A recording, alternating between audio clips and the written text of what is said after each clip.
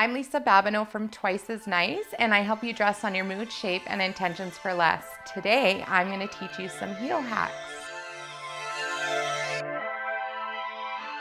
You know, I love heels. I love the idea of high heels, but they hurt my feet. And I have done some research on certain ways, tips and tricks of things to do to your feet to kind of get you prepared so you can wear those high heels. So I'm going to just start by giving you guys a couple of little ideas. I have a high heel here, okay? And one of the biggest things that people usually suffer from in a high heel is in the winter time, it's too slippery. So they're afraid to wear them.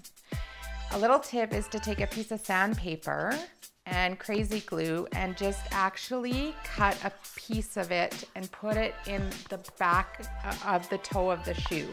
It'll give you some grip. The other thing to think about too is our feet are tricky in high heels because of the half sizes and the full sizes. So you can actually go to Superstore or Shoppers, I do know carry them. They're the Dr. Scholl's gel pads. And if you just stick a gel pad in behind and a gel pad on the balls of your feet on the bottom, that will actually provide you more comfort and will also help your feet from slipping. And slipping has to do with the blisters. Another tip and trick is to actually tape every single one of your toes. You'll tape your last 3 toes and your first 2 toes. And the reason for that is because it helps your toes stay together without them rubbing in between and creating blisters. That's for inside a stiletto. For stretching purposes, go grab your husband's sock. Okay, get the biggest sock you can find, the thickest, longest, and actually slouch it up.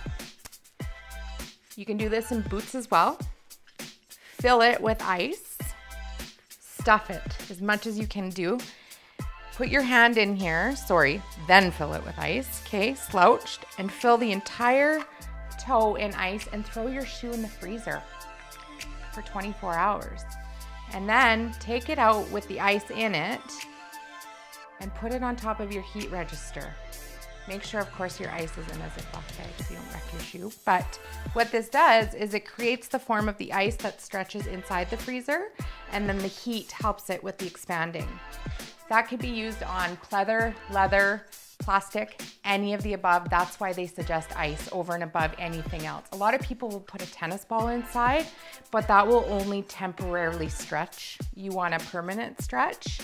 You can also break your shoe in by taking a blow dryer and heating it up with the ice inside of it if you're in a rush.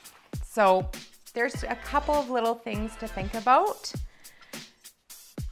And a lot of times people would use Vaseline. The actual better thing to use is a white deodorant, not an antiperspirant. So you take your deodorant. This is strictly the one I have for my shoes only.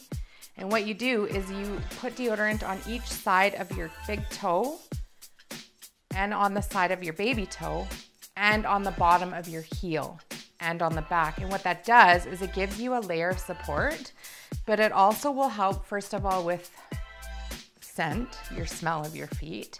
Second of all, it will help you with blisters, and blisters can be really super painful. And you'll notice that the layer of deodorant is so much more thicker than Vaseline is. And Vaseline's way more slippery because of the petroleum in it. Deodorant doesn't have that. So that will help you with your feet positioning in your shoes.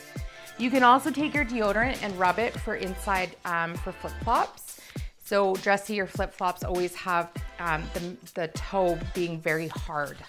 And that's where you would put deodorant in between your toes in the area here where you put it.